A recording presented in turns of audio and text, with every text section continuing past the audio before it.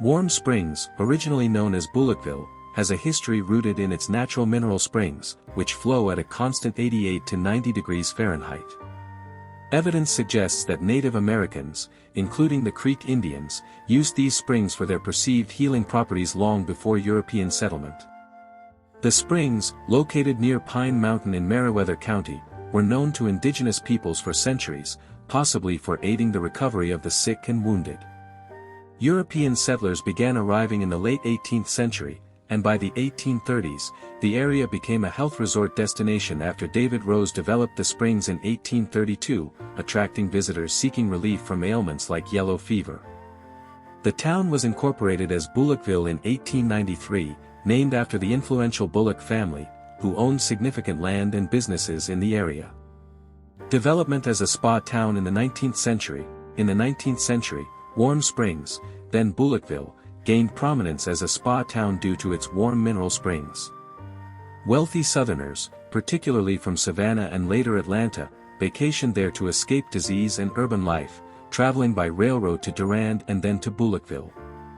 The Meriwether Inn, built in 1869 and expanded in 1893 by Charles Davis to accommodate 300 guests, became a central attraction, offering amenities like a bowling alley and tennis courts.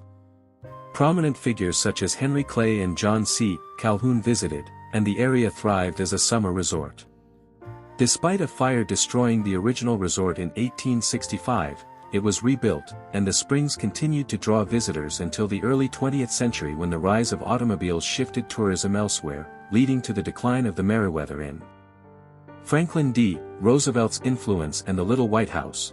The modern history of Warm Springs is closely tied to Franklin D. Roosevelt, FDR, who first visited in 1924 seeking treatment for polio, which he contracted in 1921. Although the warm springs did not cure his paralysis, the buoyant waters and hydrotherapy improved his condition, inspiring him to purchase the resort and 1,700 acres in 1926. In 1927, he founded the Georgia Warm Springs Foundation to treat polio patients, transforming the area into a national center for polio rehabilitation. FDR built the Little White House in 1932 as a personal retreat, where he spent significant time during his presidency, hosting Thanksgiving dinners and conducting official duties. He died there on April 12, 1945, while posing for the unfinished portrait, leaving a lasting legacy. The Little White House became a state historic site in 1948 and a National Historic Landmark in 1980. Growth and national attention. 1930s, 1945 FDR's presence brought significant attention to Warm Springs during his presidency, 1933 to 1945, with the population growing from 400 to 608 between 1930 and 1940.